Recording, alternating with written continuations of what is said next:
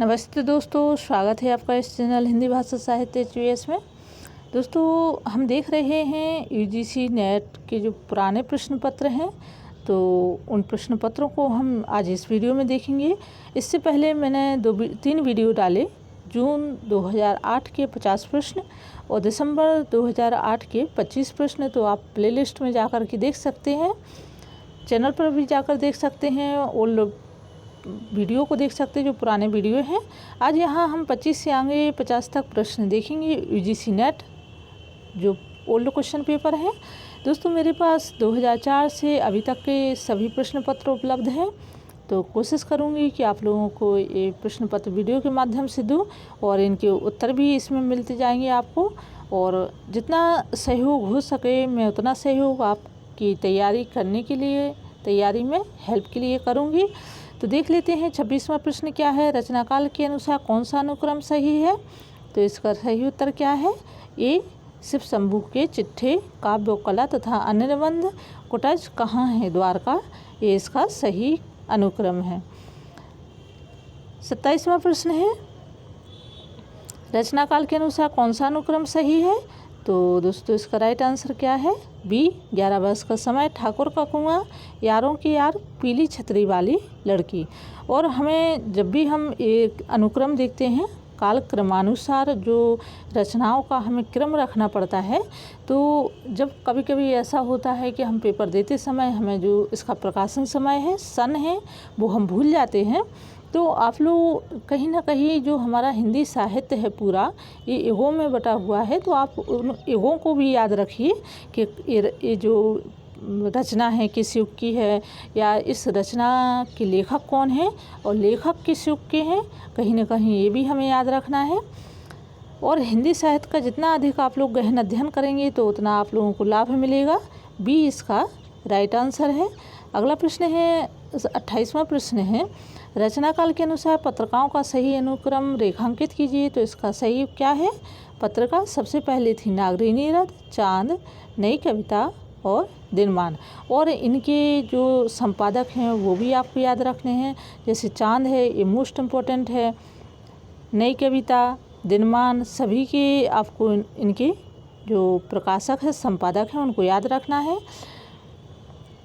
29वां प्रश्न है, काल उपन्यासकारों का काल क्रमानुसार सही अनुक्रम रेखांकित कीजिए। तो इसका राइट आंसर क्या है? इसका सही उत्तर है बी देवकीनंदन खत्री, राधिका रमण प्रसाद सिंह, अमृतलाल नागर और मोहन राकेश। अगला प्रश्न है 30, कालक्रम के अनुसार कवियों के सही अनुक्रम को रेखांकित कीजिए। तो इसका सही उत्तर क्या है? सीधा पाठक, महादेवी वर्मा, त्रिलोचन और श्रीकांत वर्मा। ये इसका सही है। 30 का ये सही है। निम्नलिखित उपन्यासकारों और उनकी रचनाओं को सुमेलित कीजिए। यहाँ पर रचनाएं दी गई हैं, उपन्यास दिए हुए हैं। देशद्रोही, भूले बिसरे चित्र, अनामदास का पोथा और निरूपमा। तो इसका सही उत्तर क्या है? सी इसका राइट आंसर है। और देशद्रोही के यशपाल, भूले बिसरे चित्र के भगवती चरण वर्मा, और इसके बाद अनामदास का पोथा हजारी प्रसाद द्विवेदी। ऐसे हमें इनका क्रम लगाना है।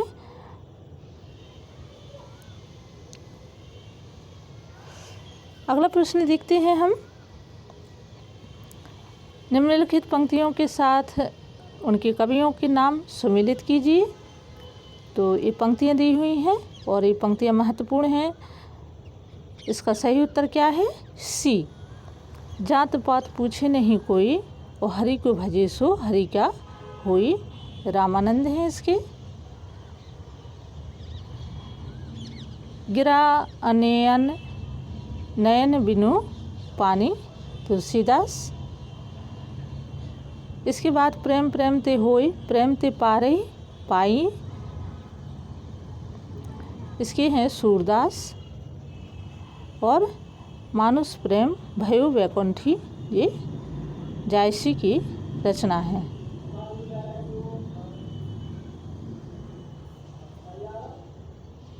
अगला प्रश्न देखते हैं हम, निम्नलिखित कहानियों को उनके कहानीकारों के साथ सुमेलित कीजिए। ये कहानी दी हुई हैं और ये आपको सुमेलित करनी है। कृष्णचंद्र, हरिशंकर पाराशाही, राजेंद्र यादव, कमलेश्वर। और यहाँ पर कहानी दी हुई है जहाँ लक्ष्मी कैद है, राजा निर्वंशिया, महुए का पेड़, 5 रुपये की आज़ादी और वापसी।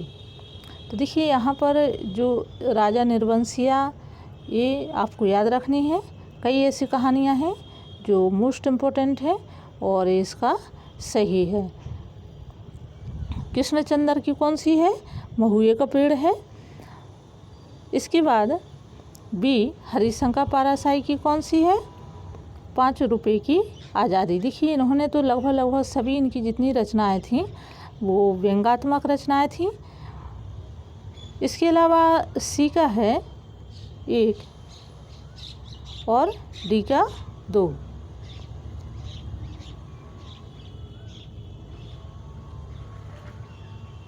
अगला प्रश्न देख लेते हैं। निम्नलिखित ग्रंथों और ग्रंथकारों को सुमेलित कीजिए।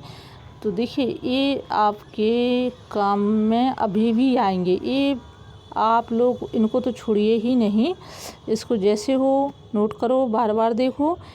Practical criticism, sacred would, lyric ballads और पोएटिक्स। इसका राइट आंसर है ए। और इसका यहाँ पर दिया है ए का है 2, प्रैक्टिकल क्रिटिसिज्म। तो देखिए हम इसको कैसे याद करेंगे। जो देखिए जैसे रचना का नाम है प्रैक्टिकल क्रिटिसिज्म, तो कैसे याद करेंगे? प्रैक्टिकल कहाँ पर होता है? जहाँ रिसर्च होती वहीं पर प्रैक्टिकल होता है और रिचर्ड्स इसके लेखक हैं। तो कैसे? प्रैक्टिकल रिसर्च, रिसर्च हमें याद नहीं रखना है, हमें रिसर्च याद रखना है और नाम मिलता जुलता है, ऐसे आप लोग इनका मेल मिला करके और इन्हें याद करिए, ठीक है। लिरिक कहाँ आती? जब चिड़ियाँ चहकती हैं, कहीं ना कहीं बोलती हैं, तो बर्ड्स बर्थ। लिरिक बैलेड्स कहाँ पर होती? Birds birth. बर्ड जो चिड़ियाँ हैं वो ही लिरिक निकालती हैं और बड़ी ही स्पेशल लिरिक निकालती हैं, ऐसे हमें याद रखना है। ये अपने याद करने के तरीके हैं। मैंने आपको कई बार कहा है कि हमें हार्ड वर्क नहीं करना, हमें स्मार्ट वर्क करना है। हम ऐसे पढ़ाई करें कि हमें कम मेहनत में हम अधिक से अधिक सफलता हासिल कर सकें। 35वां प्रश्न है, निम्नलिखित पंक्तियों को उनके लेखकों के साथ सुमेलित कीजिए। और ये पंक्तियाँ दी हुई हैं। अरुण अहमदवय, देश हमारा, हम नदी के द्वीप। तो इसके जो हमें हैं पंक्तियाँ वो हमें सुमेलित करते जाना है। और दुखों के दागों को तमगों सा पहना, मेरे लिए हर आदमी एक जूता है। तो इसका राइट आंसर क्या है? सी इसका सही उत्तर है। और आप लोग भी इसका राइट आंसर लगा लीजिए। निम्नलिखित को सुमेलित कीजिए। और यहाँ पर ये पत्रिकाएं दी हुई हैं दोस्तों, और इसका राइट आंसर क्या है? सी इसका सही उत्तर है। ज्ञानोदय, ज्ञानोदय की कौन है? रविंद्र कालिया। वाक इसके कौन है? इसका राइट आंसर सी है। और इसको आप लोग मिलाते रहिए। निम्नलिखित नाटककारों और उनकी रचना को सुमेलित कीजिए। तो ये नाटक दिए हुए हैं। दशरथ नंदन, जन कवि, जगनिक, रसगंधर्व, अंधायुग, अंधेरी नगरी। इसका राइट आंसर क्या है? सी इसका सही उत्तर है। अगला प्रश्न देखते हैं। निबंध और निबंधकार को सुमेलित कीजिए। यहाँ पर निबंध दिए हुए हैं। और नया साहित्य, नए प्रश्न, विचार और वितर्क, हिंदी साहित्य, आधुनिक परिदृश्य, मेरा परिवार। दोस्तों मैं जल्दी जल्दी इसके उत्तर बता देती हूँ, टाइम काफ़ी हो जाता है, तो इसके आप लोग लगाते जाइए सही उत्तर क्या है। अगला प्रश्न देखते हैं। 39वां, निम्नलिखित उपन्यासों को उनके पुरुष पात्रों के साथ सुमेलित कीजिए। अब देखिए ये भी मोस्ट इम्पोर्टेंट प्रश्न आ गया आप लोगों के लिए। इसका सही उत्तर क्या है? यहाँ पर दिया हुआ है, ये इसका राइट आंसर है।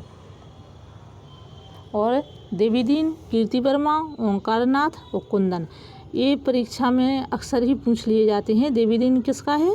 गबन का है। कीर्ति वर्मा नीला चांद का है।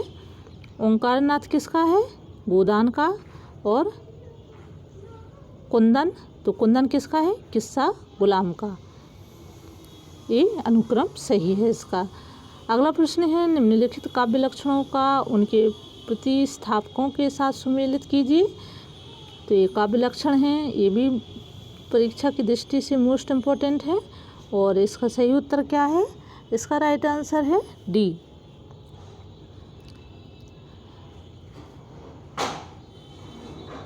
डी इसका सही उत्तर है। अब आते हैं हमारे तर्क स्थापना वाले प्रश्न। 41वां प्रश्न क्या है? मनोविज्ञान के आधार पर व्यक्ति के भाषागत ग्रहण और संप्रेषण सामर्थ्य में अंतर स्वाभाविक है। तर्क क्या दिया है? क्योंकि प्रत्येक व्यक्ति की मनोवैज्ञानिक क्षमता में अंतर नहीं है। अब यहाँ इसका जो राइट आंसर है वो क्या है? ये इसका सही उत्तर है। क्या बताया है? मनोविज्ञान के आधार पर प्रत्येक व्यक्ति के भाषागत ग्रहण और संप्रेषण सामर्थ्य में अंतर स्वाभाविक है। देखिए ये बिल्कुल करेक्ट है, सही है। देखो, हर व्यक्ति की सोच, हर व्यक्ति की मानसिक क्षमता एक जैसी नहीं होती है। और भाषा की किसी की समझने की क्षमता अधिक होती है, किसी की संप्रेषण सामर्थ्य जो आदान प्रदान की है वो कम ज़्यादा हो सकती है। तो अंतर स्वाभाविक है। अब तर्क में दिया है क्योंकि प्रत्येक व्यक्ति की मनोवैज्ञानिक क्षमता में अंतर नहीं होता है। तो कैसे नहीं होता है? होता है। तो ये और इसका सही है। ये सही और गलत, ये इसका सही है। थोड़ा सा हमें समझना होता है, बाकी तर्क स्थापना के सिंपल होते हैं, ज़्यादा हार्डली क्वेश्चन नहीं होते हैं।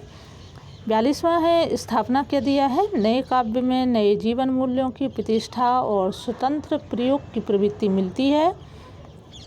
तर्क है क्योंकि इसमें जीवन मूल्यों का बिखराव मिलता है। तो इसका क्या है? ए और आर दोनों सही हैं। आप लोग इनको समझिए और फिर इनके आंसर लगाइए। 43वां प्रश्न है, कामायनी का नाम नायक शास्त्रीय महाकाव्यों के नायकों से भिन्न है। क्योंकि तर्क में दिया है क्योंकि उसका अजनबीपन जीवन के प्रति तुच्छता बरतता है। तो इसका सही उत्तर क्या है? बी। ये सही, आर गलत है। जो आर है क्योंकि उसका अजनबीपन जीवन के प्रति तुच्छता बरतता है, ये सही नहीं है। किन्हीं परिस्थितियों से कामायनी के जो नायक थे उनमें अजनबीपन जीवन के प्रति आया था। 44वां प्रश्न है, बैर क्रोध का आचार्य मुरब्बा। तर्क है क्योंकि बैर से दोस्ती बढ़ती है। अब देखिए ये तो सिंपली सरल क्वेश्चन है, ये सही और गलत है। अब ये सही कैसे है हमें समझना है। और ये किसने कहा था कि बैर क्रोध का आचार्य मुरब्बा? ये आचार्य रामचंद्र शुक्ल ने कहा था। तो हमें ये याद रखना है कि कथन किन के हैं। 45वां प्रश्न है, काव्य की पूर्ण अनुभूति के लिए कल्पना का व्यापार कवि और श्रोता दोनों के लिए अनिवार्य है। तर्क है क्योंकि काव्यानुभूति में वस्तु के साथ वक्ता की मूर्त भावना होती है। तो इसका राइट आंसर क्या है? डी। इसका ए और आर दोनों सही है। अब दोस्तों आते हैं 46 से 50 तक। निम्नलिखित अवतरण को ध्यानपूर्वक पढ़ें और उससे संबंधित प्रश्नों के उत्तरों के दिए गए बहुविकल्पीय प्रश्नों में से सही विकल्प का चयन करना है। ये हमारा अवतरण है, तो ये आप लोग देख लीजिए, इसको पढ़ लीजिए। साहित्य तो एक सात्विक जीवन है, उसे कठिन तपस्या और महान यज्ञ समझना चाहिए, जहाँ व्यक्ति के व्यक्तित्व के, अब देखिए ये पूरा दिया गया है अवतरण, तो आप लोग देख लीजिए, इसको पढ़ लीजिए और इसके प्रश्न बताती हूँ। साहित्य को क्या माना गया है? तो इसका सही उत्तर क्या है? कठिन तपस्या और महान यज्ञ। उच्च साहित्य की भावभूमि क्या है? तो इसका सही उत्तर क्या है? उच्च साहित्य की भावभूमि, डी इसका सही उत्तर है। जहाँ व्यक्ति के कोई स्वतंत्र विषय नहीं रह जाते हैं, वहाँ उच्च साहित्य की भावभूमि हो जाती है। उच्च स्तर के क्रियाकलाप किससे होते हैं? तो इसका सही उत्तर है उच्च स्तर के क्रियाकलाप जो हैं आत्म प्रेरणा से होते हैं। 39वां प्रश्न है, किस देश में आत्मकथा लिखने की परिपाटी नहीं है। देखिए ये प्रश्न आपकी जीके के हिसाब से भी महत्वपूर्ण है। आत्मकथा लिखने की परिपाटी किस देश में नहीं है, तो देखिए उत्तर में तो भारत ही दिया है कि भारत में आत्मकथा लिखने की परिपाटी नहीं रही। 50वां प्रश्न है, हिंदी में किस विधा को पाखंड कहा गया है। ये भी जीके का प्रश्न है, ये हिंदी का तो है ही। आत्मकथा को हिंदी में पाखंड विधा कहा गया है, क्योंकि कभी कभी ऐसा होता है कि लेखक जो है जो अपनी आत्मकथा लिखते हैं उसको कहीं ना कहीं बढ़ा चढ़ा करके और प्रसिद्धि के लिए कुछ का कुछ भी लिख देते हैं। दोस्तों दिसंबर 2008 के जो है यूजीसी नेट के 50 प्रश्न पूरे हुए। उम्मीद है आपको वीडियो अच्छा लगा होगा। आपके तो काम का ही है, तो आप काफ़ी इससे हेल्प लेंगे। नेक्स्ट वीडियो में आपको मैं अब 2004 से जो पेपर मेरे पास हैं उनकी वीडियो डालूँगी। 2008 के तो अपने हो चुके हैं।